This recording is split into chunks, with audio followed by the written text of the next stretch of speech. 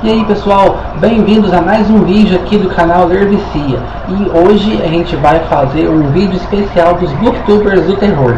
O Everaldo, o Estante Etérea e eu aqui do Ler Vicia iremos fazer um top 10 de melhores adaptações cinematográficas de livros de terror. Então vem comigo logo depois da vinheta.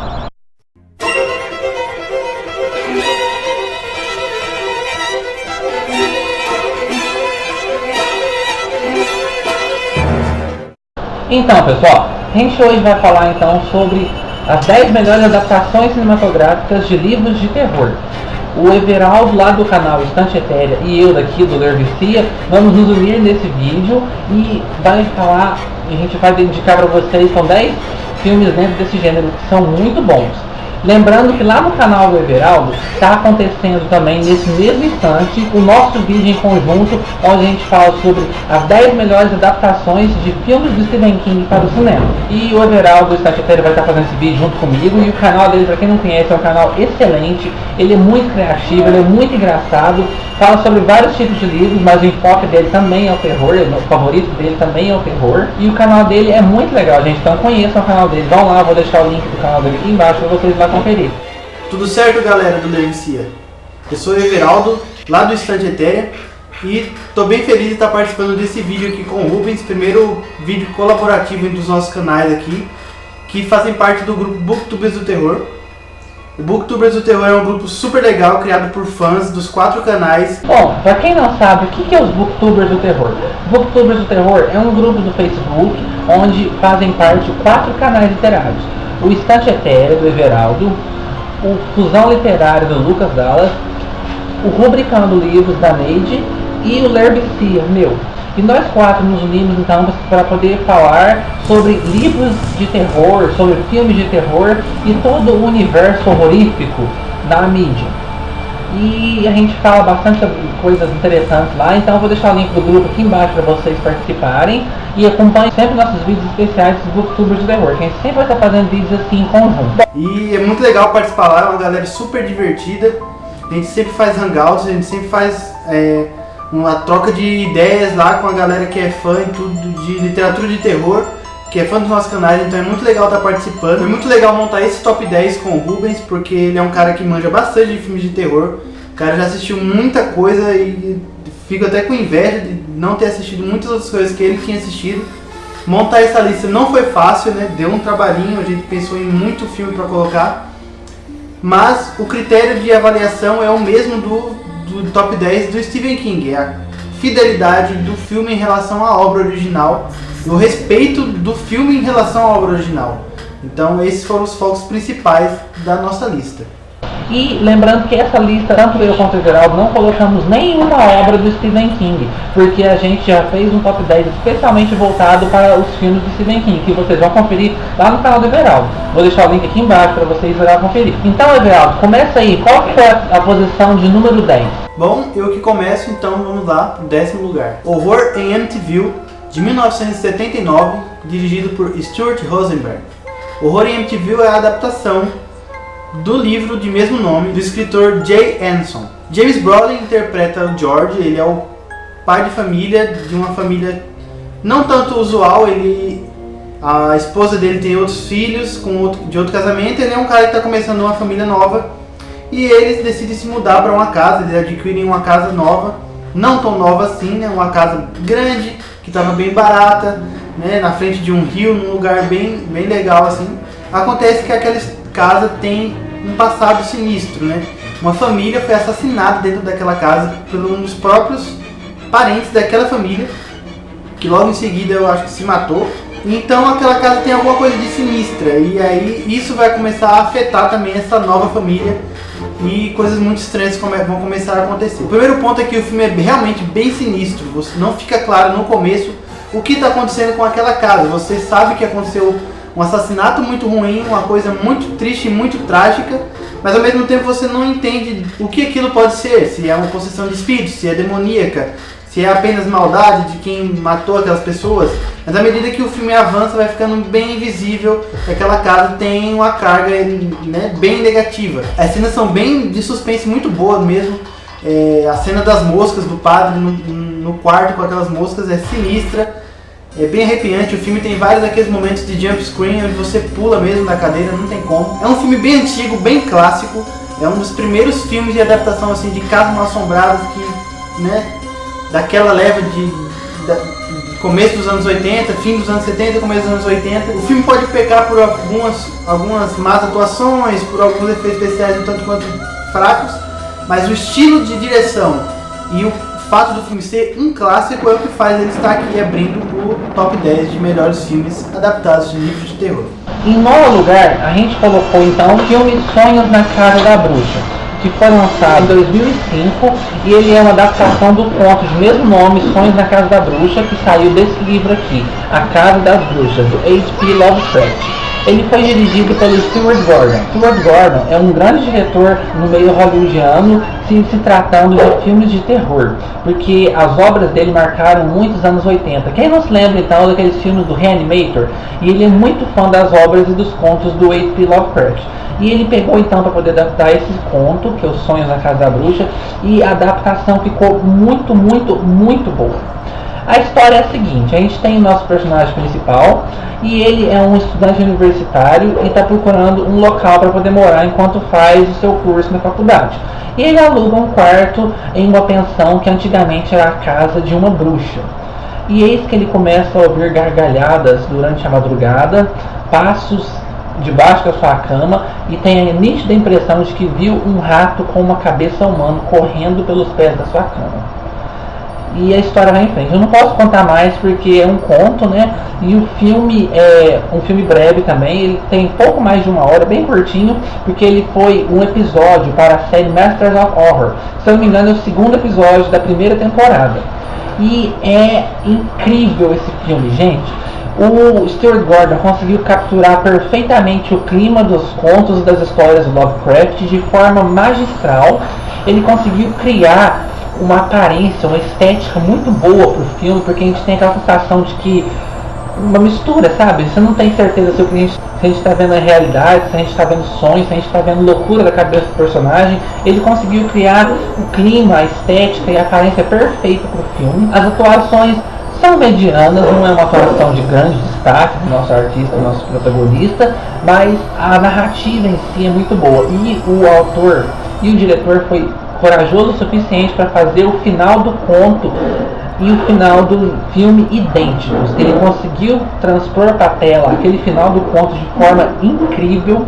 Ele conseguiu fazer com que ficasse chocante, e mesmo a história tendo sido escrita no comecinho dos anos de 1900, ela ainda é uma história bastante chocante, uma história bastante visual, que ainda hoje nos assusta, e é um filmaço. E aí, Everaldo, fala pra gente qual filme ficou na posição número 8. Oitavo lugar, O Chamado de Cthulhu, de 2005, dirigido por Andrew Lehman. Esse filme é uma pequena obra de arte. O Chamado de Cthulhu é uma adaptação do conto de mesmo nome, O Chamado de Cthulhu, do escritor norte-americano H.P. Lovecraft. Esse filme foi produzido no ano de 2005 por uma sociedade, né, a H.P. Lovecraft Historical Society. São uma sociedade americana, fundada em 1984, que mantém viva a obra do H.P. Lovecraft, né? Uma sociedade de fãs que mantém a tradição de passar as histórias do H.P. Lovecraft para as próximas gerações. Eles decidiram fazer um filme totalmente diferente do esperado, né? De forma independente, eles gravaram um filme baseado no conto mais famoso do H.P. Lovecraft, né? O Chamado de Cthulhu, que conta a história de um cara que descobre alguns escritos do seu tio, né?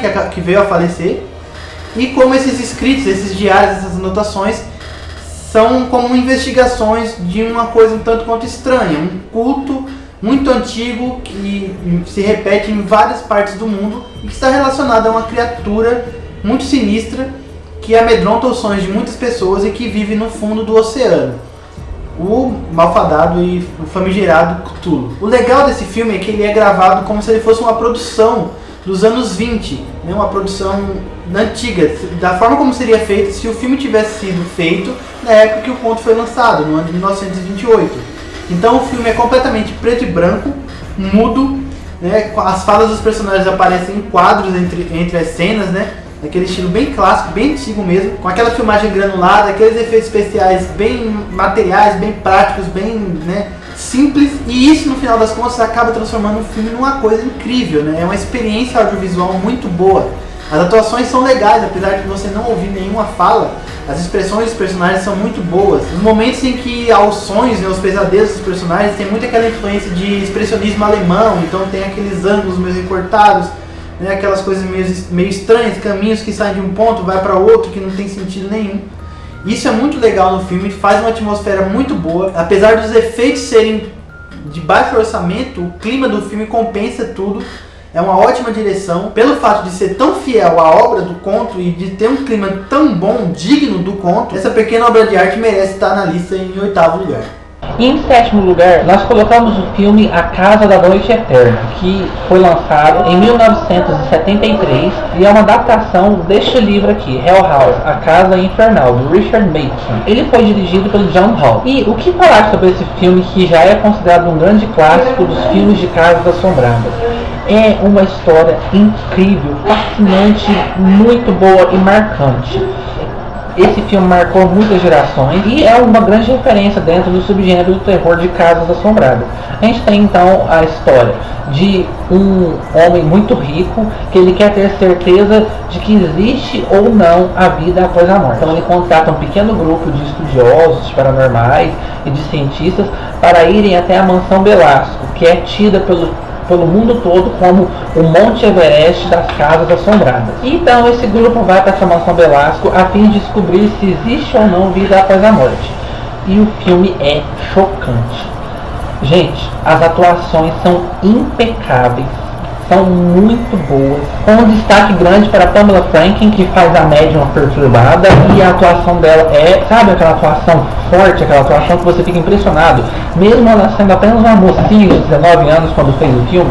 E é um filmaço, o clima que o diretor constrói ao redor de toda a película, o visual que ele deu para a casa, para a mansão, tudo no filme foi feito com aquele detalhismo grande que fez com que essa obra ficasse marcada até os dias de hoje e fosse um grande referencial dentro dos filmes de Casas Assombradas. E é um filmaço, gente, bom demais da conta, vocês têm que conferir esse filme. O livro é maravilhoso, mas o filme conseguiu captar ainda mais o clima tenso, o clima dark, o clima pesado que o livro nos passa. Então, ambos andam de mãos dadas, são totalmente fiéis e o final é chocante também. E aí, Veloz, qual filme ficou no número 6? 6º lugar, O Silêncio dos Inocentes, de 1991, dirigido por Jonathan Demme. O Silêncio dos Inocentes é a adaptação do livro de mesmo nome do Thomas Harris, que conta a história de Clarice Sterling, né, uma agente do FBI, uma moça que está lá começando sua carreira no FBI e que é escalada para investigar um caso de desaparecimento e assassinato de várias garotas. A partir de um certo momento da história, a filha de uma senadora é sequestrada, ela desaparece, então o caso toma as mídias, fica bem famoso nos Estados Unidos, e a Clarice se envolve nesse caso porque pode ser o caso da vida dela, que vai alavancar a carreira dela no FBI. Para fazer o perfil psicológico desse assassino, desse cara que está sequestrando essas mulheres, a Clarice é enviada para entrevistar um psiquiatra, né, o Dr. Hannibal Lecter, ele que era especialista em mentes doentias. Ela é enviada para entrevistar esse cara para fazer o perfil psicológico do assassino. Acontece que o Dr. Hannibal Lecter também é um assassino, ele está preso na unidade de segurança máxima porque ele é um canibal. É aí que está a premissa do filme, né? O relacionamento entre a Clarice e o Hannibal e como que isso vai fazer a investigação ir pra frente. Aqui nesse filme duas coisas são imprescindíveis, né? As atuações dos atores, né? A Jodie Foster tá fantástica, não à toa ela ganhou um Oscar de melhor atriz. Ela tá fria, calma, silenciosa, quieta, mas o olhar dela tá muito profundo, é muito bom, é uma atuação realmente muito forte. E o Hannibal Lecter é interpretado pelo Anthony Hopkins, que é uma interpretação definitiva. Não há quem interprete o Hannibal Lecter da mesma forma que o Anthony Hopkins. Ele tá, né, o olhar dele é assustador, ele consegue meter medo em pouco tempo de filme que ele aparece. Também tem que dar uma menção honrosa para o Ted Levine, que faz o papel do assassino do Buffalo Bill, né, o assassino que sequestra as mulheres. Tem cenas muito boas com ele faz um cara que tem meio que uma piração com o corpo dele, né, o fato dele ser um homem, mas ele quer parecer com uma mulher, então tem muitas cenas chocantes e muito interessantes de ver, o cara dá um show mesmo. E a direção do filme é muito boa, É uma direção que faz cortes muito bons de câmera, faz algumas tomadas muito interessantes, por exemplo, a tomada de fuga do Hannibal Lecter, né, quando ele está lá para ser transferido e ele consegue fugir. É uma sequência de imagens muito boa, deixa o cara sem fôlego mesmo, você assiste e fica espantado com tudo. Não à toa ganhou o Oscar de melhor filme, foi o primeiro filme assim de uma classe de terror, suspense, que ganhou um Oscar de melhor filme, então é um grande mérito. E é por esses motivos aí que, pelo fato de também ser um clássico, que o Silêncio dos Inocentes está em sexto lugar. Em quinto lugar, ficamos com o filme Fome de Viver, de 1983, que foi então adaptado deste livro aqui, Fome de Viver, do Whitley Strieber, e dirigido pelo Tony Scott. Esse filme foi um marco de geração pelo fato do diretor ter optado por dirigi-lo com um visual gótico moderno e que marcou o filme nas várias gerações pelo seu estilo único. As atuações são um caso à parte. Nós temos Susan Sarandon no papel da mocinha, digamos assim, e ela é uma grande atriz, ela consegue entregar o papel dela de forma muito boa. Nós temos David Bowie, que arrasa na atuação dele, embora o papel dele seja menor durante o filme, ele consegue fazer uma atuação incrível. E a grande estrela do filme, a Catherine Deneuve, que era uma diva da época dos anos 50, anos 60, anos 70, e nesse filme, a todo momento que ela aparece, ela rouba a cena. Ela tem uma classe, ela tem um corte que rouba a cena perfeitamente. A sinopse, brevemente, é o seguinte: a gente tem um casal de vampiros, interpretado pela Catherine Deneuve e pelo David Bowie, e eles atravessaram os séculos juntos, até que uma doença misteriosa atinge o vampiro, que é interpretado pelo David Bowie, e o faz envelhecer do dia para a noite em uma rapidez tremenda. Então, a Catherine Deneuve, que é uma vampira milenar, muito mais antiga que o consorte dela, ela decide então que vai desistir dele e encontrar um novo parceiro, ou no caso desse filme, uma nova parceira. E o filme é chocante, o filme é controverso, o filme é polêmico para a época, o filme tem esse visual muito bonito, tem uma trilha sonora marcante e um final muito assustador. Então eu indico demais para vocês um filme de vampiros diferente, mas ainda assim muito bom. Então vamos ver qual que ficou em quarto lugar com o geral. Quarto lugar, Psicose, de 1960, dirigido por Alfred Hitchcock. Psicose é a adaptação do livro de mesmo nome, né, Psicose, do autor norte-americano Robert Bloch. O que conta Psicose? Marion Crane é uma mulher que trabalha numa agência imobiliária e ela dá um desfalque na empresa, ela pega uma grana lá do chefe dela, que era para ser depositada, e foge, né, para tentar uma nova vida com o amante dela. Essa personagem, ela fugindo nesse final de semana, sabendo que é um feriadão e ninguém vai atrás dela, ela foge para um lugar bem longe e no meio do caminho ela para passar a noite em um motel, né, que é o Bates Motel. Lá ele encontra o proprietário do motel, o cara que cuida de lá, que é o Norman Bates. Ele é um sujeito meio esquisito, mas um tanto quanto meio delicado, um cara que tem uma relação um tanto estranha com a mãe dele, que vive na casa próxima ali. E a Marion ouve a voz da mãe dele, fica criticando ele o tempo inteiro e tal. Mas desde o começo fica uma relação um tanto estranha, ele é um cara um quanto esquisito, você não consegue confiar muito bem nele. Lógico, qualquer revelação a partir daí da história é spoiler, muita gente não assistiu esse filme de verdade. É um filme muito famoso, tem aquela cena do banheiro bem clássica, né? E Psicose é um filme sobre um assassino que está matando pessoas que vão àquele hotel e sobre uma investigação sobre quem de fato é esse assassino.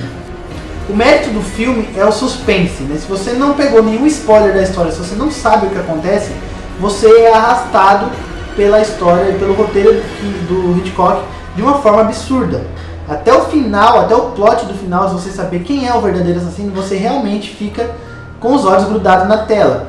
O filme tem uma fotografia muito boa, o Hitchcock sabia filmar e deixar o filme com uma característica dele, né? Ele mostra o que tem que mostrar, ele esconde o que ele tem que esconder e vai soltando as coisas aos poucos até aquele final revelador típico de Hitchcock. E sem falar, né, nas cenas antológicas, não só a cena do chuveiro, como a cena do final, quando, né, a personagem, a irmã da Marion, vai atrás dela e revela quem é o assassino e tal. São cenas muito boas. Se você nunca assistiu esse filme, assista. Psicose é um clássico, é um dos maiores filmes do Alfred Hitchcock. Injustiçado, injustiçadíssimo de tudo, em Oscar, em tudo, mas até hoje um clássico, uma aula de suspense, então por isso, quarto lugar da nossa lista. Em terceiro lugar ficou então The Omen, A Profecia, de 1976. Ele é a adaptação deste livro aqui, A Profecia, escrito pelo David Seltzer, e ele é dirigido pelo Richard Donner. E o que falar sobre esse filme que marcou o cinema, marcou uma geração e até hoje arranca tremores da maioria da plateia. Esse filme foi um marco para a história, por introduzir então o cinema. Já tinha tido outras incrustadas nesse tema, mas esse aqui foi de uma forma muito chocante, que é a vinda do demônio, a vinda do diabo, a vinda da besta para a terra e o início do apocalipse. E, gente, o filme é muito bom, é extremamente fiel ao livro. A sinopse é a seguinte: a gente tem um casal onde o pai da família, ele é um político, e acontece que a esposa dele está grávida, mas ela tem um parto muito difícil, o bebezinho deles acaba morrendo no parto. Então ele faz um acordo com um padre local que estava presente no dia do parto. Esse padre chegou com um bebezinho, ele fala: a mãe desse bebezinho morreu, você pode pegar esse bebezinho para você, entregar para sua esposa e falar que é o filho de vocês, ela nunca vai saber.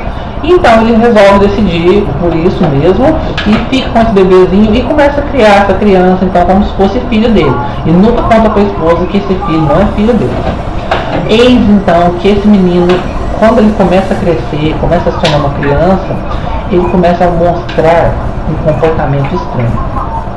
E coisas estranhas começam a acontecer ao redor desse menino. E ele começa a suspeitar que esse menino tem um passado muito obscuro. E, gente, é um filmaço, um filme muito tenso, um filme claustrofóbico, pelo fato que o diretor vai deixando a atmosfera cada vez mais tensa, cada vez mais tensa, cada vez mais tensa. Você começa a se sentir sufocado pela tensão enorme que o diretor conseguiu desenvolver ao longo do filme. A gente tem atuações muito boas. O próprio menininho que faz o Damien, ele é uma criança muito boa, ele consegue passar um olhar maligno, consegue passar um olhar frio. É um filmaço muito bom. A direção é uma direção rápida, é uma direção mais objetiva, digamos assim, e temos o destaque de uma das cenas mais fortes do filme, envolvendo uma pessoa caindo do andar até no chão. E essa cena, tem toda uma curiosidade ao redor dessa cena, de como o diretor filmou, como ele colocou os ângulos de câmera. É muito bom, criatividade mil para o diretor fazer essa cena e outras sequências de destaque do filme.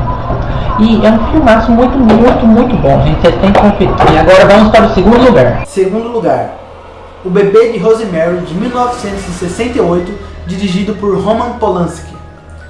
O Bebê de Rosemary é a adaptação do livro de mesmo nome do escritor Ira Levin. É a história de uma mulher, né? A Rosemary, né? Lógico. Interpretada no filme pela Mia Farrow. Ela se muda com o marido dela para um prédio, né? Para um apartamento novo, começar uma vida nova e tal. O marido dela tá desempregado, ele é ator, não consegue nenhum papel novo. A vizinhança é super, né, carinhosa, super atenciosa, são vizinhos tanto quanto apegados, eles começam a ter um contato bem familiar mesmo. A personagem principal começa a se sentir tanto quanto perseguida, né? Ela percebe que esses vizinhos estão dentro demais da vida pessoal dela. Ela começa a ter algumas alucinações, alguns pesadelos, achar algumas coisas um tanto estranhas acontecendo com ela, até o momento que ela engravida. E a partir do momento em que a Rosemary engravida, tudo na vida dela muda completamente. Esse filme é muito bom porque ele é um dos primeiros a trazer assim, um terror psicológico, né, acentuado. Então, assim, o Roman Polanski, ele dirigiu esse filme de forma muito boa. Não tem nenhuma cena que seja assustadora, exceto a cena do ritual, né, bem famosa também. Não tem nenhuma cena que te faz pular da cadeira, não tem nenhuma cena de sangue, não tem nenhuma cena grotesca. O filme é pontuado por cenas frias, né, e tensas do começo ao fim. Você fica muito tenso pela situação que a Rosemary está, porque à medida que a história vai passando, você está descobrindo que ela está que ela está grávida de um demônio. Ela está carregando o filho do capeta na barriga. Então, essa tensão do filme é sensacional. O filme tem várias reviravoltas, você não consegue saber em quem confiar naquela história, você fica completamente sozinho junto com a Rosemary. A Mia Farrow interpreta a atriz interpreta a Rosemary de uma forma muito boa. Ela tem uma cara um tanto quanto assustada, realmente as cenas são muito boas. E não é um filme típico de terror, ele não tem sustos, ele não tem sangue. É É um filme tenso, de suspense absoluto, com muitas cenas icônicas, né? A cena do ritual é realmente muito assustadora, muito tensa. E à medida que o filme vai caminhando pro final, você vai ficando igualmente tenso junto com a personagem, até o final, que é assustador. É realmente um final muito tenso, muito pesado. Não é nada sangrento, mas é um final marcante. É um dos melhores finais de filme de terror de todos os tempos. A direção do Polanski é muito boa. O filme consegue ser polêmico até hoje, ele consegue causar uma impressão muito forte em quem assiste. E esse é o grande mérito do filme, é um filme que consegue ser pesado sem mostrar coisas pesadas, né? Então por isso ele está aqui no nosso segundo lugar. E agora vamos ver o que o Rubens preparou pra gente no primeiro lugar? Vamos lá. Everaldo, e agora em quem vai ficar em primeiro lugar? Vamos lá? Muita gente deve estar pensando aí, já sei qual é o livro que ficou em primeiro lugar já. E vocês podem ter certeza que foi esse mesmo. Em primeiríssimo lugar, muito merecido, ficamos então com O Exorcista, um filme de 1974 que foi adaptado deste livro aqui, O Exorcista, do mesmo nome, do William Peter Blatty, e ele foi dirigido magistralmente pelo William Friedkin. E, gente, o que falar do Exorcista, né? Esse grande clássico do cinema, do terror, um dos primeiros filmes de terror a concorrerem a vários e vários Oscars. Gente, isso é um feito inédito. Filmes de terror quase nunca tinha e ainda quase nunca tem chances nessa premiação. Mas o Exorcista quebrou tabus, derrubou paredes, abriu portas e conseguiu entrar na premiação mais prestigiada do cinema. E a gente tem então a história que todo mundo já deve conhecer, né? Da pequena Regan McNeil, que é uma adolescente de 12 anos, que começa a demonstrar um comportamento estranho, e a mãe dela, que é uma atriz famosa da época, ela resolve pegar essa menininha e levar em diversos doutores e médicos para poder ver o que está acontecendo com a filha dela. Só que ela não descobre o que está acontecendo, porque nenhum médico consegue encontrar qual que é o problema, embora seja evidente que ela esteja com alguma coisa. E eis então que eles começam a suspeitar que ela está possuída pelo demônio. E o filme é incrível, a semelhança, o quão fiel o filme é com a sua obra original, o livro, é incrível também. O filme é muito original, é muito fiel ao seu livro. As atuações são magistrais. A Ellen Burstyn, que faz o papel da Chris McNeil, a mãe da Regan, ela é incrível também. Ela é muito boa atriz, ela dá um show de interpretação, ela coloca o drama pra fora mesmo, você consegue sentir a carga dramática, o peso nas costas da situação que a personagem está passando. Ela é muito, muito, muito boa atriz. Linda Blair também arrasou com a Regan McNeil, porque ela conseguiu passar pra gente mesmo que ela estava endemoniada. O time de efeitos especiais está de parabéns também, porque esse filme até hoje consegue nos surpreender com seus efeitos especiais muito convincentes. O diretor, William Friedkin, está perfeito. Ele conseguiu dirigir o filme no ponto certo. Ele conseguiu equilibrar drama, equilibrar o terror, equilibrar todos os pontos do filme de modo perfeito, de modo minucioso. O clima que o filme vai tendo, a tensão que ele vai adquirindo aos poucos, aquele final chocante, as cenas de exorcismo. Max von Sydow, como o Padre Mary, também ficou impecável, ele atua de forma impactante também, e é um filmaço, o livro é maravilhoso também, a obra toda no conjunto é incrível, vocês têm que conferir e vale muito a pena. Para mim está mais que merecido o primeiro lugar. Então, gente, vamos finalizar aqui então o nosso top 10 de melhores adaptações cinematográficas de livros de terror, e espero que vocês tenham gostado. E a gente vai estar sempre fazendo então vídeos em conjunto, né? A gente fazemos parte dos booktubers do terror, então aguardem mais vídeos em conjunto com a gente. Beijo pessoal, aí Geraldo. Bom, é isso pessoal, espero que vocês tenham gostado desse top 10, gostei bastante de participar aqui do canal do Rubens, muito legal mesmo. Não esqueçam que lá no meu canal também tem um vídeo do top 10 com a participação do Rubens, top 10 de adaptações de Stephen King. Foi muito bom, espero que essa parceria se repita aí.